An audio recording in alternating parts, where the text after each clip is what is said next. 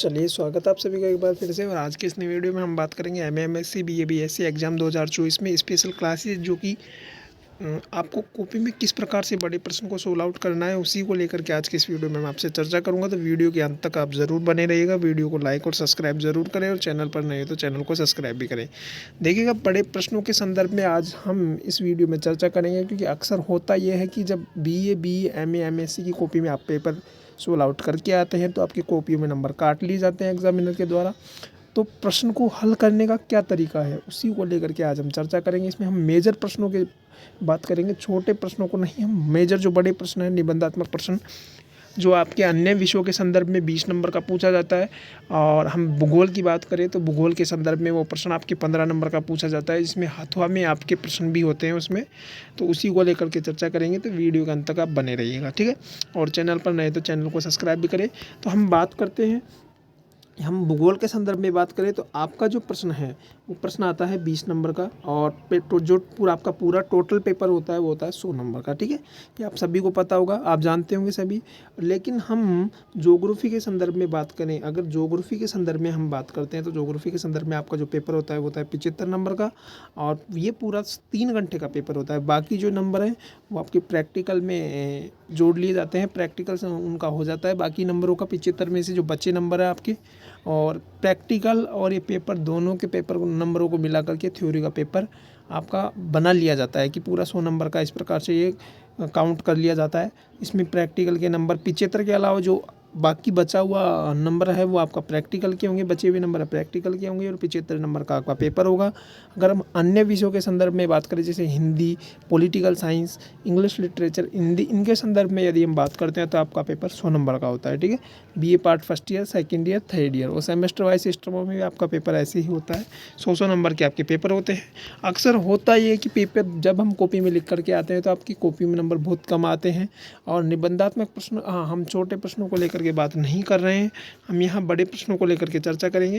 तो देखिएगा, बड़े प्रश्न को आप किस प्रकार से सोल्व आउट करें। तो सबसे पहले कॉपी में लिखते समय आप 3 लाइनें छोड़ें, कम से कम 1 नहीं 2 नहीं 3 लाइनों को छोड़ें। और उसके बाद में आप प्रश्न का नंबर डाल करके उसके कम से कम 2 या 3 लाइन आगे से आप लिखना स्टार्ट करें, ताकि उत्तर दिखने में सटीक दिखे, ठीक है।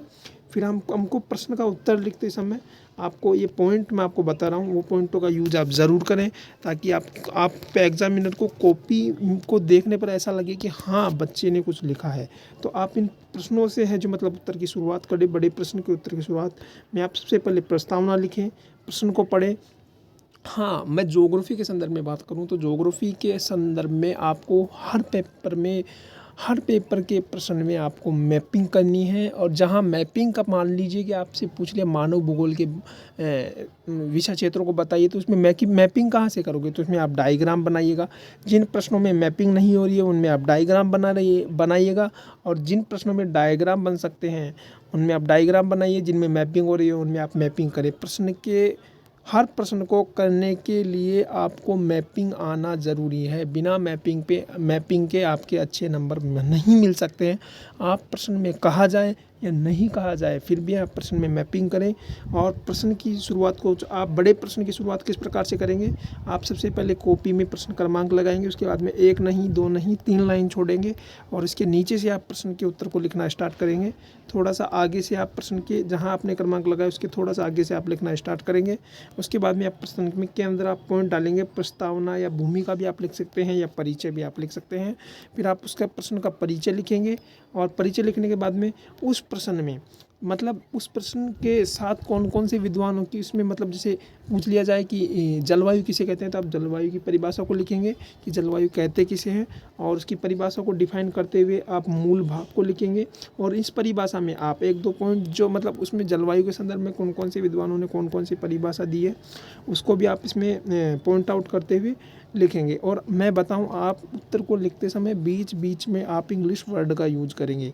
कोष्टक में इंग्लिश वर्ड का यूज ज़्यादा नहीं, दोनों द्विभाषीय शब्दों का यूज करेंगे, इंग्लिश और हिंदी दोनों का, लेकिन आप बीच बीच में इंग्लिश शब्दों का भी यूज करेंगे, जिससे आपका उत्तर काफ़ी इफ़ेक्टिव लिखे लगे और इसके बाद में आप प्रश्न के मूल भाग, मूल यानी प्रश्न क्या क्या रहा है उसके बारे में आप डिफाइन करेंगे और आप पॉइंट में से पॉइंट बनाएंगे। हर पॉइंट के बाद में, हर पॉइंट के पैराग्राफ के बाद में आपको 3 लाइन कम से कम छोड़नी है। कितनी लाइन छोड़नी है? 1 नहीं, 2 नहीं, 3 लाइन आपको छोड़नी है। उसके बाद में आपको लिखना है 1 नहीं, 2 नहीं, 3 लाइन आपको कम से कम छोड़नी है और फिर आपको उसका मूल भाग लिखना है। फिर आपको वापस से 3 लाइन छोड़नी है। 1 नहीं, 2 नहीं, 3 लाइन आपको कम से कम छोड़नी है। फिर आपको आलोचनात्मक, अब प्रश्न में आपको 2 पक्ष लिखने हैं, एक तो पक्ष और विपक्ष, दोनों के बारे में बता रहा है कि पक्ष में क्या पॉजिटिव है और विपक्ष में क्या नेगेटिव है, दोनों को आपको लिखना है। और फिर लास्ट में आपको प्रश्न के उत्तर के लास्ट में आपको लिखना है निष्कर्ष, किस प्रश्न का निष्कर्ष क्या है, जिसको हम क्रिटिकल कमेंट इंग्लिश में आप कर रहे हैं, इंग्लिश लिटरेचर में तो आप क्रिटिकल कमेंट के साथ note, rhyme scheme, figures of speech, music, ये सब आप लिख सकते हैं। और अब भूगोल के संदर्भ में यदि हम बात करें तो आप उसका निष्कर्ष लिख करके आइएगा और ऐसे उत्तर लिखने से आपका उत्तर थोड़ा इफेक्टिव लगेगा, एग्जामिनर के ऊपर प्रभाव पड़ेगा वो आपके। और हर प्रश्न के साथ आप पॉइंट आउट करते हुए उसको अंडरलाइन करिएगा। मुख्य लाइन को आप अंडरलाइन ज़रूर करिएगा ताकि एग्जामिनर को देखने में, समझने में परेशानी नहीं रहे। अब मैं आपको सबसे अगली अच्छी बात बता रहा हूँ, वो बता रहा हूँ आपको प्रश्न को कभी भी पैराग्राफ में नहीं लिख करके आना है, एक लाइन में आपको नहीं लिख करके आना है कि ये उत्तर स्टार्ट कर दिया और इसको सभी लाइनों के साथ मिला करके लिख दिया। ऐसे लिखने में एग्जामिनर को उत्तर साफ स्पष्ट नहीं नज़र आता है और वो आपके नंबर काट लेता है। ठीक है, यह मैं सबसे बड़ी बात आपको बता रहा हूँ। और आपको फिर अगली बात मैं आपको बता रहा हूँ, वो बता रहा हूँ आपको हर प्रश्न को पॉइंट आउट करते हुए लिखना है। और फिर मैंने बताया आपको, फिर एक अगली बात मैं आपको बता रहा हूँ, वो बता रहा हूँ ध्यान दीजिएगा, अंडरलाइन करते हुए लिखना है। और दूसरी बात मैं आपको बता रहा हूँ, वो बता रहा हूँ हाईलाइट करते हुए आपको लिखना है। और फिर अगली बात मैं आपको बता रहा हूँ कम से कम अब कई बार पूछ लिया जाता है कि भाई बड़े प्रश्न में कितने पेज है जो मतलब भरे जाएं, तो मैं आपको बताऊँ बड़े प्रश्न के लिए आपको कम से कम 5 से 7 पेज आपको भरने हैं। कितने? 5 से 7 पेज आपको भरने हैं। 5 यानी एक साइड से 5 और 7 पेज आपको भरने हैं, कम से कम 5 और या 7 पेज आपको भरने हैं। और मैंने बताया बीच बीच में, सबसे लास्ट बात मैं आपको बता रहा हूँ, बीच बीच में आपको इंग्लिश शब्दों का भी यूज करना है इस प्रकार से ताकि आपका उत्तर आपका इफेक्टिव लगे जब जाके। और लास्ट में जब आपका पूरा पेपर कंप्लीट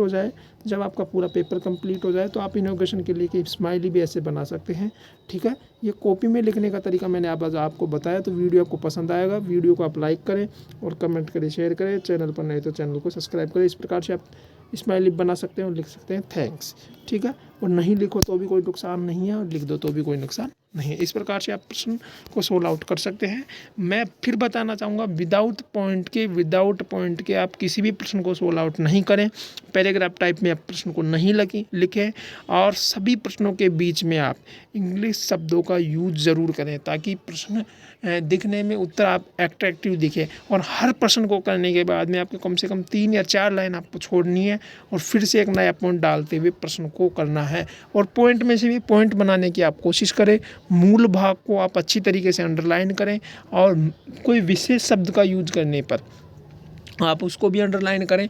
और आप प्रस्तावना के साथ साथ प्रस्तावना से आप प्रश्न की उत्तर को स्टार्ट करें और प्रस्तावना, भूमिका और परिचय के साथ आप प्रश्न के उत्तर को स्टार्ट करें। आप प्रस्तावना नहीं तो भूमिका लिख सकते हैं, भूमिका नहीं तो परिचय लिख सकते हैं, बात एक ही है। फिर आप परिभाषा लिखें, परिभाषा के बाद में आप मूल भाग लिखें और आलोचनात्मक पक्ष प्रश्न में क्या हैं उनको आप लिखें और विपक्षात्मक पक्ष क्या है उनको आप लिखें। और उसके बाद में निष्कर्ष को लिखते हुए आप प्रश्न के उत्तर को आप दी एंड करें। ठीक है, और पॉइंट्स में आप लिखें अंडरलाइन आप मेन पॉइंट को अंडरलाइन जरूर करें, हाईलाइट करें और 5 से 7 पेज में आप कम से कम प्रश्न का उत्तर देने की प्रयास करें और वर्ड लिमिट का ध्यान रखें और इंग्लिश शब्दों का भी आप यूज करें। मैं आपको इसी तरह से फिर अगले वीडियो में मैं आपको बताऊंगा छोटे प्रश्न के बारे में।